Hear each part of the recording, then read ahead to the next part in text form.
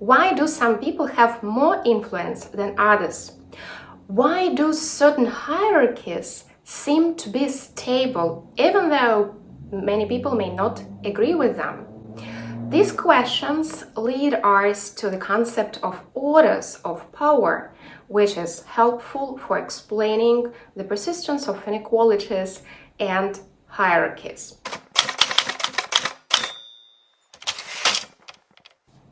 Hi, I'm Dr. Alexandrina Vanke, and this is Key Concepts based on my book, The Urban Life of Workers in Post-Soviet Russia, Engaging in Everyday Struggle. In this episode, we will explore the concept of order of power. And let's start with the words which this concept consists of. In sociology, order refers to the arrangements of social, economic, political, cultural institutions, norms, values, which regulate people's behavior, relationships, interactions, and activities.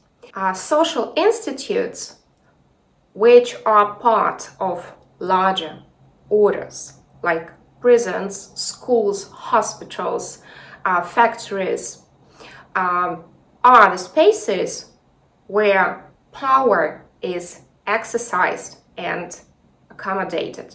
In Discipline and Punish, Foucault explains that power is no longer repressive, but is disciplinary. It is multiple and it is dispersed.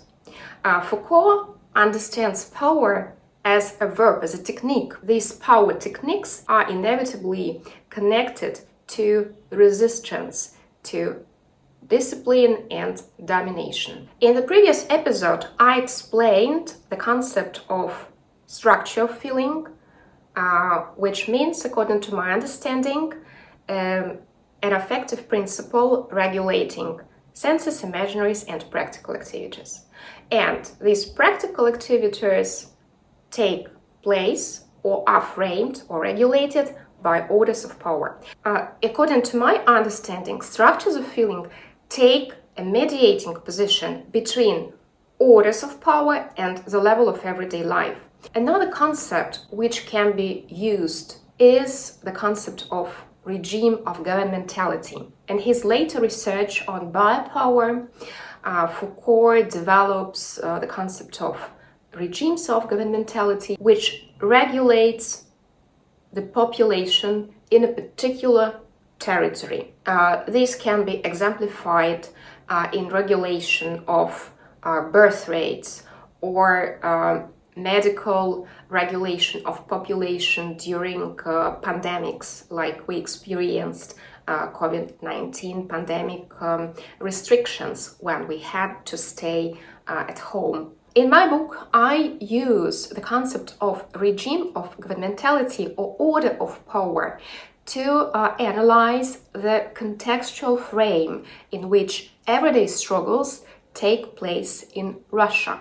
And in the book, I consider order of power or regime of governmentality through the lens of its economic and political dimensions. During the 90s, Russia had undergone transition from state socialism to capitalism, but this transition was not linear, as sociologists like Michael Burawoy, Clarke explain in their research on working class people's labor relations. In the book, A Russian Enterprise Enters the Market Economy, sociologist Claudio Morrison argues that Russian enterprises inherited some elements of the Soviet economic mode of regulation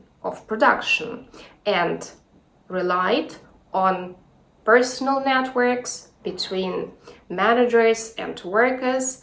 At the same time, new neoliberal elements were integrated in the mode of production. The book by Morrison provides examples of collaborations, conflicts, and struggles between different actors, managers, workers, owners of enterprises, during the period of economic restructuring. Another dimension of the regime is related to its political order, and there is a huge debate what type of political regime Russia has.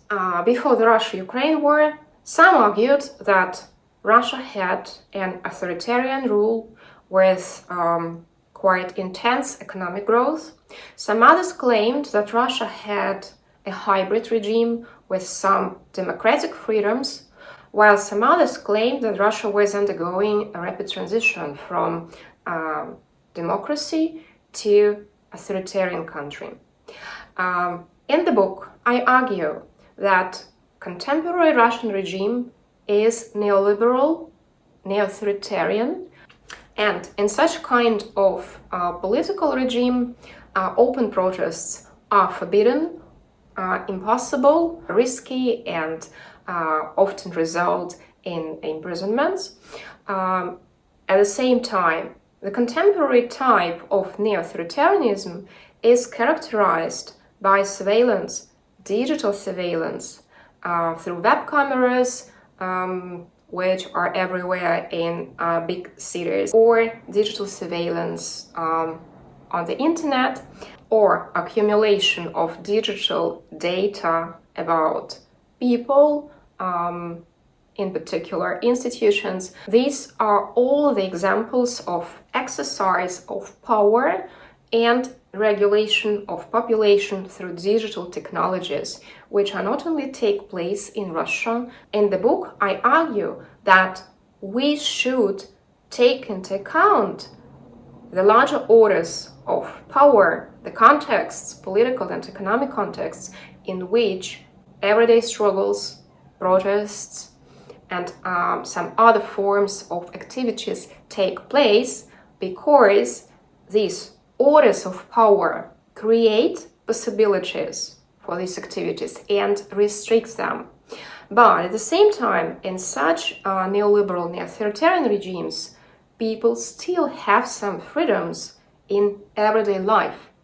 Karine, Clément, and Jeremy Morris claim in their books that ordinary Russian people do not have opportunities to take part in big politics or influence it, but they take part in politics in everyday life, in their courtyards, in the streets, and at their workplaces. In neo-authoritarian, neoliberal regimes, ordinary people are not apolitical, but they co-create space, they co-create networks of cooperation in the domain of everyday life, and in such a way they contribute to social change from below. In the next episode, we will discuss how everyday struggles manifest themselves. Stay tuned.